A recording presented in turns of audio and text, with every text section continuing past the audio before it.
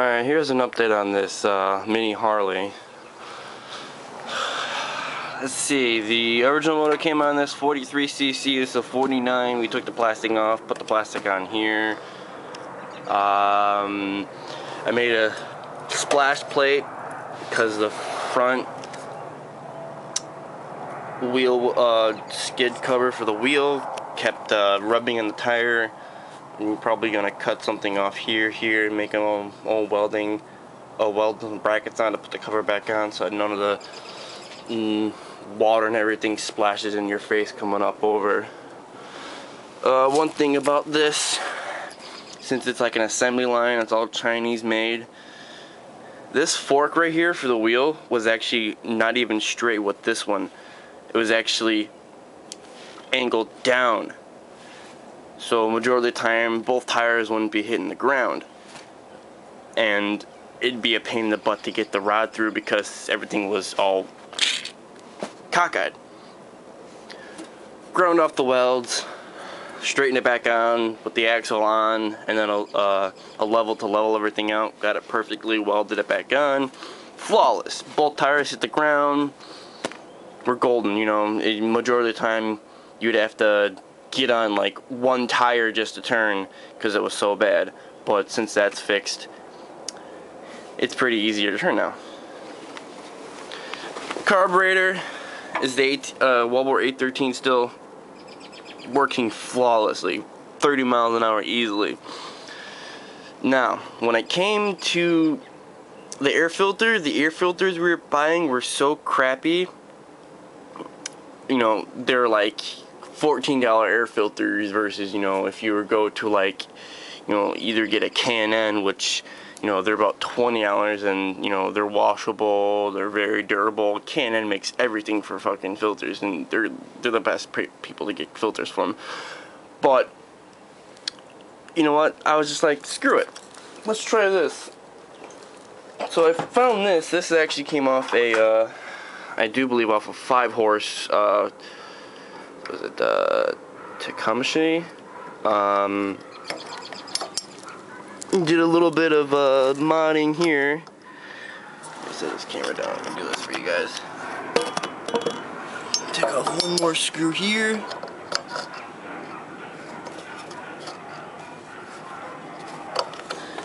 Twist it off. Voila. There we go. Filter just pops right off.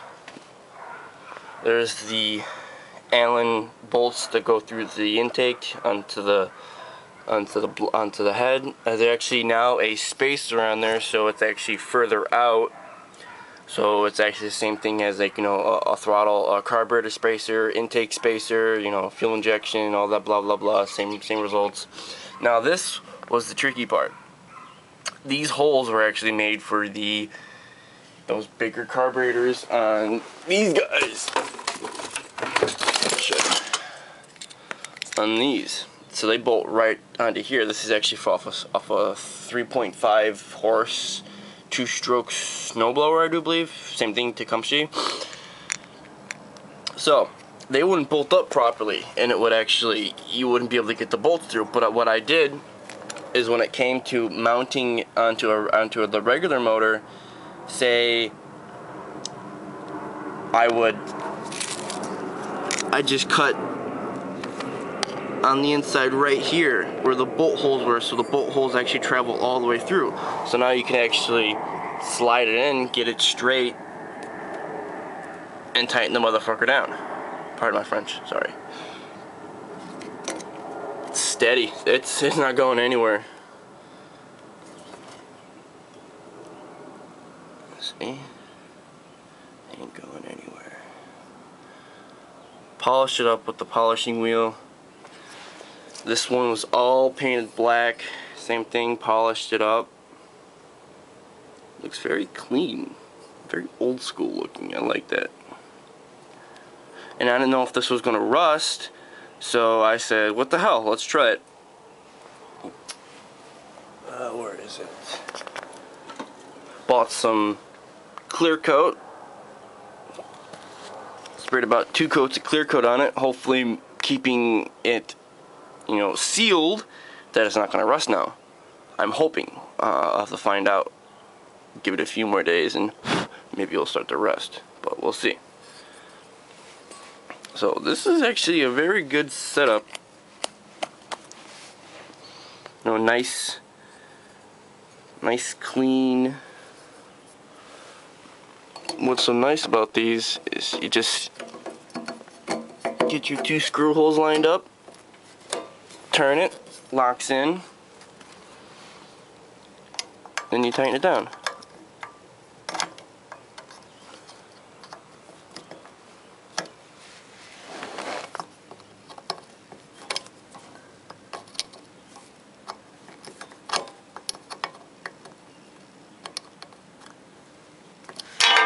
There you go. She's back on. Quick and easy.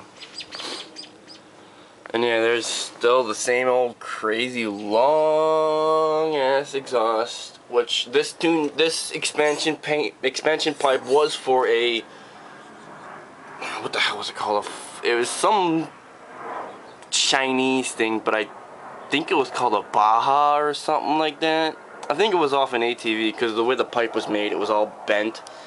And then here's the pipe that would go into the side of the block, and it was bent to come around, you know, over the frame.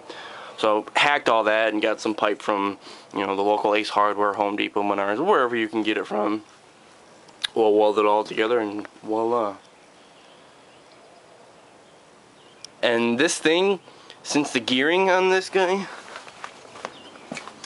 it's got a 20-tooth front sprocket and a modded 40-tooth, which the bolt hole spacings aren't meant for the right 3-hole onto the rim. Went to my uncle's machine shop. He's got all these, you know, drill presses, made everything's aligned, drilled the holes, voila, 40-tooth rear. And you can't get anything smaller than a 44 that I know of unless you do some drilling. Now, you're all probably wondering, what the hell? Is it a skateboard wheel? Yes, it is a skateboard wheel. Heard a lot of good comments, people saying, oh, use skateboard wheels, get on a lathe it out. I don't have a lathe. I'm probably going to go to my uncle's to do that too. But I just honed out the center so it fit over the rear swing arm, so that now the chain won't have a tendency to slap at the rear swing arm, which it was doing before. And the bottom actually is kind of hitting it a little bit, so that's good. The only one thing that that's one thing that's bad. This is the transmission that was off the 43 that was originally on this, which has less probably wear than what my other motor had. The only one thing is that the seal behind the gear is bad, and the diff fluid, you might be able to see it, has been leaking and it's been spraying around. Yeah, it's leaking a little still, but I don't think it's been that bad. It's probably drained a good amount, but probably have to top it off again. Gas tank. On these guys, the key was right here. My cousin broke out the whole hole, the hole that was drilled in there to get the key in there, because he was so, how should I say, it was just so pissed that he couldn't get the connector and everything out through it, so he snipped away at it. So I ground all the nasty away, filled it with fiberglass, sanded it all down. It's pretty flesh, but I didn't have any gloss paint, so it was like, I think, what was it, black, and it might have been satin, I think. So it's a little off, but the sticker covers it. Key switch is no longer there.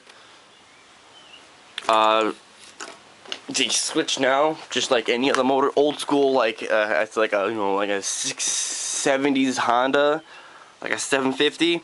Their keys are around the left side by the gas tank, which I think that is ballin'. Key on, we got power. Key off, no power. Just a piece of steel that came off of my ride-on lawnmower. Bent it, cleaned the hell out of it, got rid of all the paint so it looks like a nice metal finish. Welded it on. Nah, I just kind of hated the fact with it being on the gas tank. It's just too, how should I say, too modern. I'm gonna go with an old school approach because, you know, this thing does get a lot of attention by people just looking at it because they're all like, is that 2 rear wheels? That's fucking awesome, you know, quote what they say. So people love this. No, this thing's kind of not rideable for the time being unless you want to hold the throttle down with your finger. The throttle cable got so goofed that the wire started getting chewed up in through here, so the cable would stick. So you know you're going 30 miles an hour and you're like, oh, I can't stop. So you gotta yank on the cable to stop it, but you just gotta be quick, you know. Be quick in the head. So you just gotta get a new throttle cable. It's dicked. You know, it's like 20 bucks, so it's not too bad. So there you have it. There's an update on this 49cc. I'm getting ready to get this buddy going because I'll be going to the racetrack Memorial Day weekend, and this is going to be my joyrider. I figured I'll bring in this because my 110cc pocket bike, that's a little too heavy to be bringing around, and seeing how the only person that's going to be there is my older cousin, and he's got, you know, bad back problems, stomach problems, and all this other crap, so I'm not going to put him through all that just to lift it, because it's, you know, it's like a 400-300 pound bike, and I mean, I can lift it off the ground by myself, but I can't get off a tailgate off a truck or a Suburban, so this is easy to carry, one person, you know, about 100 pounds, easily pick up.